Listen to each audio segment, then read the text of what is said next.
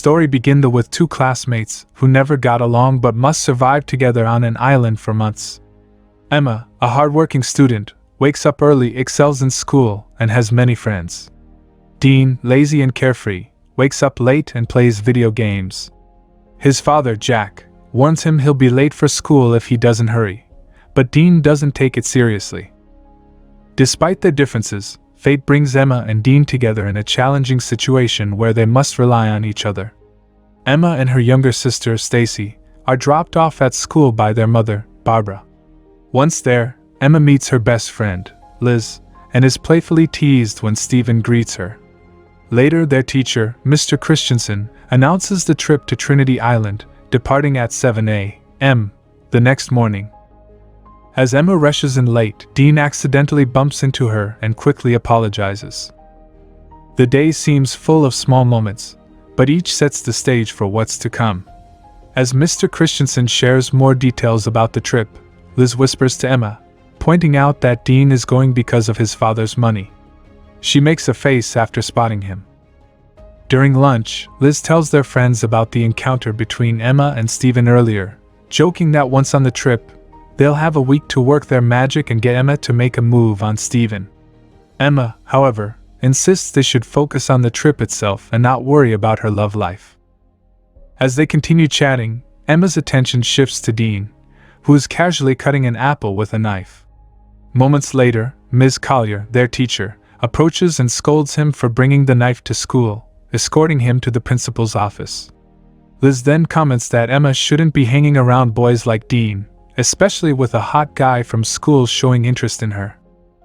The next morning, Emma thanks her parents, Barbara and Phil, for letting her go on the trip.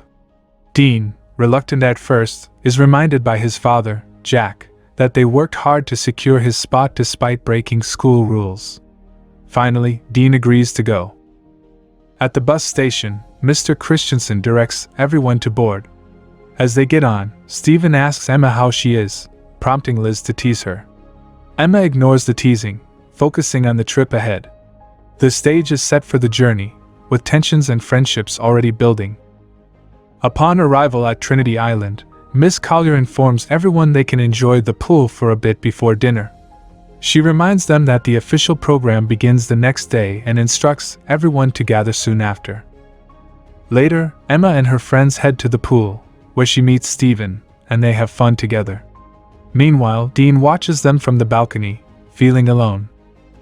That evening, Liz tells Emma that Stephen has invited them to a party on a local boat. Emma initially refuses, but her friends convince her to join. The night promises excitement, with Emma's decision still uncertain. At the boat party, Emma searches for Helen but instead sees Stephen kissing another girl. Upset, she turns to leave. Dean, who is watching from the same side, comments, "Your boyfriend is having fun." Emma, frustrated, snaps back, "You shouldn't be involved in this." Suddenly, the police arrive after receiving reports of drug use at the party. They instruct everyone to gather at the front of the boat. In the chaos, Emma slips and falls into the water. Dean, noticing her fall, quickly jumps in to rescue her. He pulls her to a small boat, and once he ensures she's safe, he cuts the rope tying the boat to the larger one. When Emma asks why, he replies, "I don't want to get into trouble with the police." Dean plans to return after the police leave, but soon, their small boat drifts far away. A storm begins to form on the horizon, leaving them stranded in dangerous waters. Dean realizes there's no motor on the boat. Just as he's trying to figure out a plan, a large wave hits, and they both cling to the boat. By morning, the waves have carried them into the Arabian Sea. Dean's phone is wet, so he asks Emma for hers, but there's no network. Emma suggests they should have stayed with the party boat, but Dean reassures her that help will come soon. As they continue their conversation, Emma spots an island in the distance. Dean rows toward it, and after much effort, they reach shore. Emma checks for a signal again, but still has no luck. Dean discovers a flare gun on the boat and grabs it, signaling hope for rescue. They begin to explore the island, searching for help. Their journey on the island is just beginning. Back at the hotel, Mr. Christensen cancels the trip due to the previous night's events. Lizzie tells Miss Collier that Emma hasn't returned, admitting she thought Emma was with someone else and didn't report it. The last time Lizzie saw Emma was on the party boat. Mr. Christensen takes attendance and notices Dean is missing too. Realizing both Emma and Dean are lost, he starts to worry. The police arrive and start questioning Emma's friends. Ms. Collier asks if there's any way to locate them. The police explain that missing cases like this are common, and the two may return on their own. However, if they're lost at sea, it could be much harder to find them. The uncertainty makes everyone nervous, and they all hope for a safe resolution. Dean's father rushes to the school when he hears his son is missing, meeting Emma's mother, Barbara. Phil arrives soon after, and the three of them begin questioning the principal about the missing students.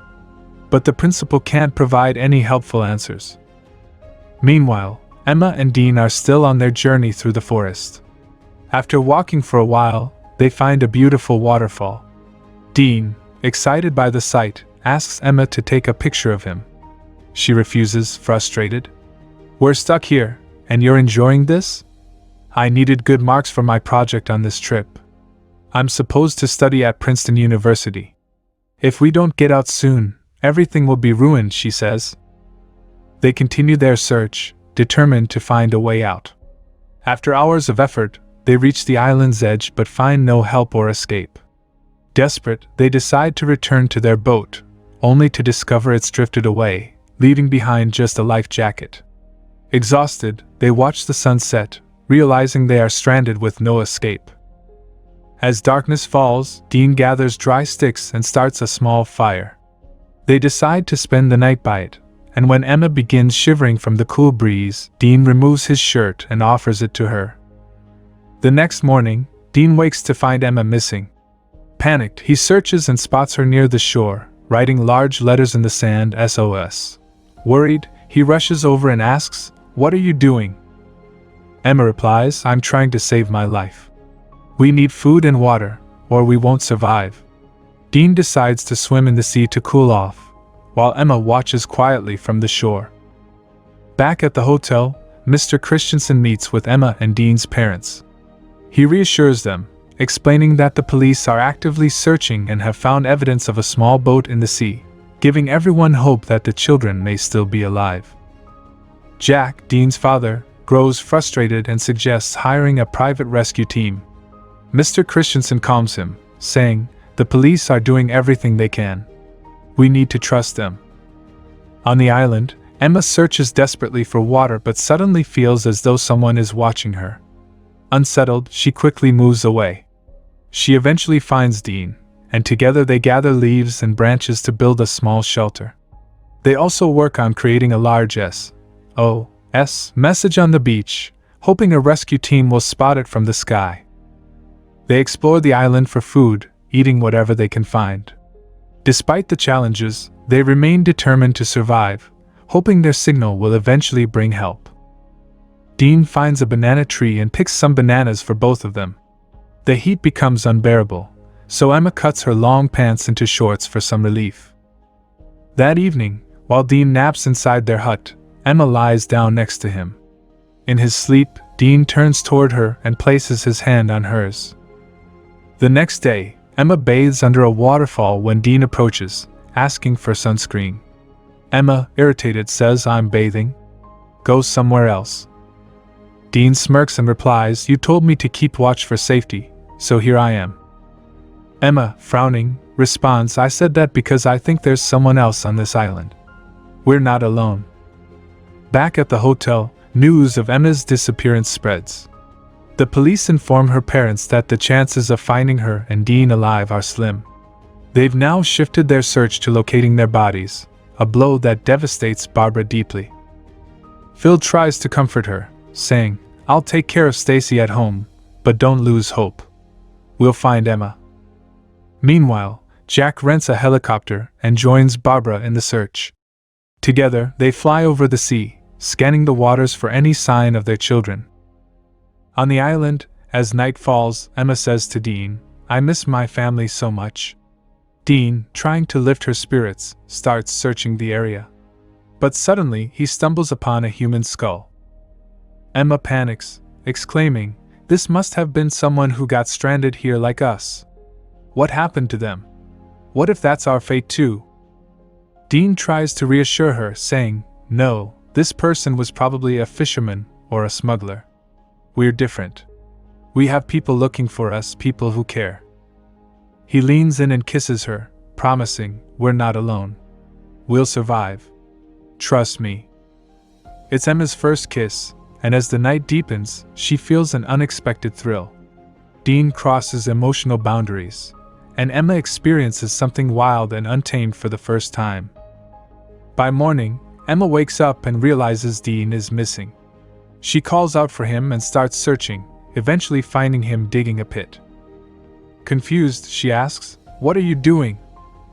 Before he can answer, Emma trips and scrapes her knee. Dean quickly tends to the wound and reassures her, "You're going to be fine." Later, at the waterfall, Dean opens up about his mother's death in a car accident. Emma listens, moved by his vulnerability. As rain begins to fall, Dean starts playing in it, and Emma joins him. They laugh and dance together, sharing a carefree moment. Dean places a flower in Emma's hair, making her smile. "I want to enjoy the storm again," Emma says. Dean smiles and prepares for another night of adventure. Back home, a month has passed since Emma and Dean disappeared. The police declare them likely dead and cease the search. Despite this, Barbara and Jack refuse to give up.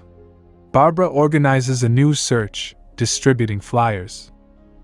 After days of searching, Jack suggests they go home. Though heartbroken, Barbara reluctantly agrees, still unsure of her daughter's fate. On the island, Dean tells Emma about a green light his mother once described, a light that appears at sunset. They decide to search for it together, giving them a new sense of purpose. Over the following weeks, they grow closer, finding comfort in each other's presence. They become intimate whenever they feel the need. One day, Emma asks Dean about his first intimate experience. Dean laughs and recalls, it was with an older friend back in school. When Dean asks Emma about her feelings, she shyly replies it was good. They both laugh, and Emma adds, "I want more experience." Dean smiles and agrees. While gathering food, they hear the faint sound of an airplane overhead. Rushing to an open area, Dean searches through Emma's bag for the flare gun, but it's gone. The plane flies off, leaving them devastated. Later, Emma realizes more items are missing, and a disturbing thought strikes her. "Dean, I think someone else is on this island, stealing from us." Days pass, and only one plane has flown by. No one has come to rescue them. Dean and Emma sit in their hut, unsure if they should keep hoping for a way out. Eventually, they decide to embrace their situation and spend their time together in the forest. Suddenly, Dean hears a sound and goes to investigate. Worried, Emma follows him. Deep in the forest, Dean encounters a black panther. In a panic, he runs, and after a chase, he falls. When Emma catches up, she finds Dean holding a blood-soaked knife, having killed the panther in self-defense. Both shaken, they realize they must rely on each other to survive. Back home, Emma and Dean's loved ones struggle to move on without them, while Emma and Dean have adjusted to their life on the island. One day, as they rest, Emma notices their missing items falling from above. Looking up, they spot a monkey in a tree, tossing their belongings down. To their surprise, the monkey holds the flare gun that Dean had been searching for. Emma offers it a banana, and the flare gun is dropped. Just as they grab it, they hear the sound of a helicopter. Rushing to an open area, Emma fires the flare, and the helicopter spots them. They are finally rescued. 3 months later, Emma and Dean return home, where their friends and family greet them warmly. Later that night, Dean visits Emma. As they talk about how strange it feels to be back, Dean leans in to kiss her. But Emma pulls back, saying her parents have been visiting her non-stop. Emma invites Dean to a party her parents are hosting to celebrate their return. At the party, Emma's parents give a speech about their children's safe return. Stacy notices Dean standing alone and asks why he isn't socializing. Dean signals Emma to join him, but she ignores him. Hurt, Dean leaves the party. After returning home, Emma becomes popular, while Dean stays isolated. They only exchange brief glances when they cross paths. A few days later, Emma calls Dean, but he doesn't answer. Stacy visits Emma's room and says, "We missed you so much after you disappeared. Mom and Dad were heartbroken, and we feared we'd lost you forever. But now you're back, everything feels right." Emma smiles and replies, "You're my very good sister," and they decide to go to prom together. Meanwhile, Dean visits his mother's grave, overwhelmed with emotion. On prom night, he stays home, watching TV when his father asks if he wants to wear his coat to the party. At the prom, Emma sees Dean standing outside in the rain, waiting for her. Moved, she steps outside to join him. They are reunited, happy and together again. The story ends.